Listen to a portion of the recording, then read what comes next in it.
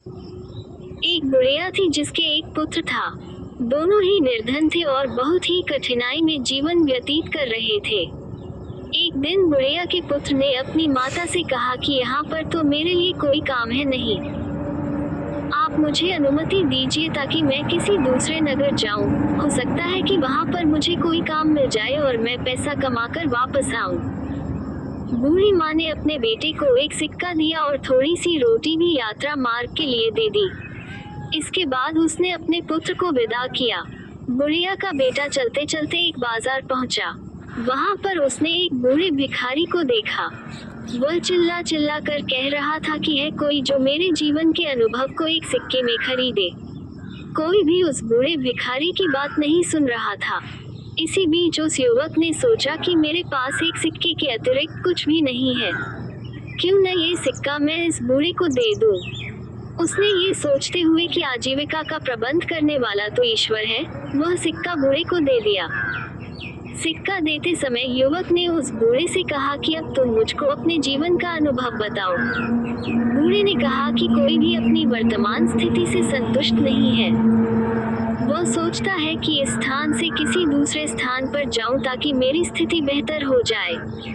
बूढ़े ने कहा कि मेरे हिसाब से तो वह स्थान उचित है जहां पर मन को शांति मिले।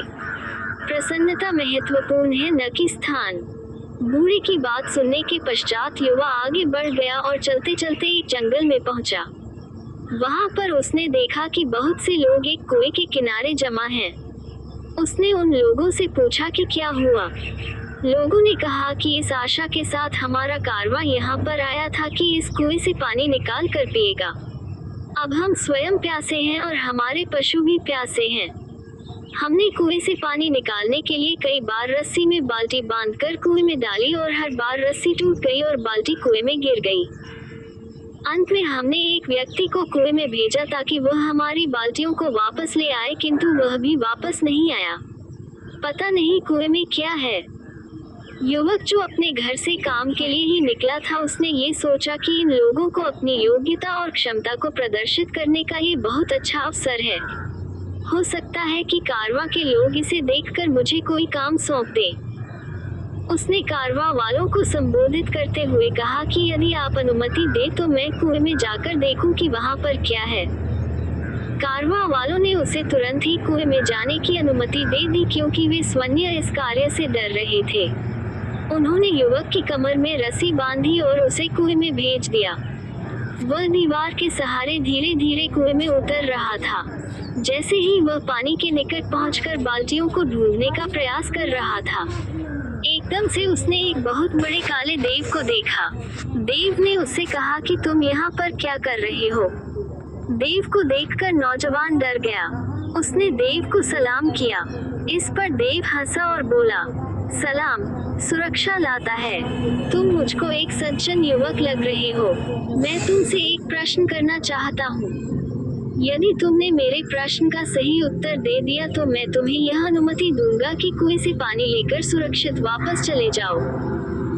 यदि तुमने मेरी बात का सही उत्तर नहीं दिया तो मैं तुमको भी उन्हीं लोगों की भांति यहाँ पर बंदी बनाऊंगा जो तुमसे पहले यहाँ पर आए थे। ऐसे में युवक ने सोचा कि तुम्हें क्या परेशानी थी जो यहाँ पर आए, लेकिन अब इन बातों से कोई लाभ नहीं था। अब मुझको ईश्वर पर भरोसा करते हुए देखना यह है कि इस काले देव ने क्या सोच रखा है। ये सोचते हुए उसने देव से कहा कि ठीक है, मुझको तुम्हारी बात स्वीकार है। तुम अपना प्रश्न पूछो। देव ने युवा से कहा कि यह बताओ कि खुशी कहाँ है। देव का प्रश्न सुनकर युवा ने कहा कि मालूम है कि खुशी तो धरती पर ही है। फिर उसने सोचा कि यदि मैं उसको यही उत्तर दूंगा तो हो सकता है कि उसे बुरा लगे, क्योंकि उसका घर तो अंधेरे कुएं में है। अभी वह ये सोच ही रहा था कि युवक को बूढ़े फकीर की बात याद आई। बूढ़े की बात जैसे ही उसके मन में आई वह बहुत प्रसन्न हुआ। इसके बाद उसने देव से कहा कि जानते हो खुशी कहाँ है। जहाँ पर मन प्रसन्न है वहीं पर खुशी है। उसकी बात सुनकर देव बहुत प्रसन्न हुआ। उसने कहा कि तुम्हारी बातों से पता चलता है कि तुम बहुत समझदार और अनुभवी हो। तुमसे पहले जिससे मैंने ये प्रश्न किया था उसने मुझसे कहा था कि धरती पर पाए जाने वाले बाग खुशी का स्थल है, जबकि मुझको तो यही स्थान अच्छा लगता है और मैं इसे ही पसंद करता हूँ। देव ने कहा कि जाओ, बाल्टियों को ले जाओ, मैं तुमको 3 अनार दूंगा। जब तक अपने घर न पहुंच जाना, किसी से भी इस बारे में कोई बात नहीं करना। युवक ने देव का आभार व्यक्त किया, बाल्टियों को पानी से निकालकर एकत्रित किया और उनको पानी से भरकर वापस ऊपर भेज दिया। उसके बाद वह भी कुएं से सुरक्षित वापस निकल आया। बाहर आने के बाद उसने देव की कहानी कारवां वालों को सुनाई, किंतु अनार के बारे में उसने उनसे कुछ भी नहीं कहा। कारवां वालों से उसका आभार व्यक्त किया। फिर युवक कारवां के साथ अपने नगर वापस आ गया। जब वह अपने नगर पहुंचा तो कारवां वालों ने उसे एक गाय और भेड़ उपहार स्वरूप दी। उन्होंने कहा कि हम कुछ समय तक तुम्हारे नगर में रहेंगे। जब हम यहाँ से वापस जाएंगे तो तुम भी हमारे साथ आ सकते हो और हमारे लिए काम कर सकते हो। इसके बाद युवक ने कारवां वालों से विदा ली और अपने घर की ओर चल पड़ा। अपने पुत्र को देखकर उसकी माता बहुत प्रसन्न हुई। उसने कहा कि बहुत अच्छा हुआ कि तुम आ गए। मुझको तो आशा नहीं थी कि तुम इतनी जल्दी वापस आ जाओगे। युवक ने कहा कि ईश्वर ने मेरी सहायता की। अब तक मुझे एक गाय और एक भेड़ उपहार में मिल चुकी है। कुछ दिनों के बाद अब मैं कारवां वालों के साथ उनके नगर जा सकता हूँ और उनके लिए काम कर सकता हूँ। रात को माँ और बेटे ने खाना खाया। माँ थकी हुई थी, अतः जल्द सो गई। युवक ने अपनी जेब से एक अनार निकाला और उसका एक टुकड़ा काटा।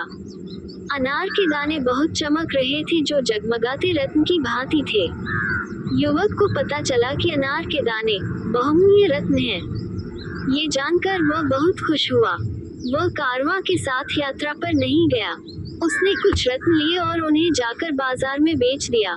उनसे मिलने वाले पैसों से उसने एक दुकान खरीदी और व्यापार आरंभ किया।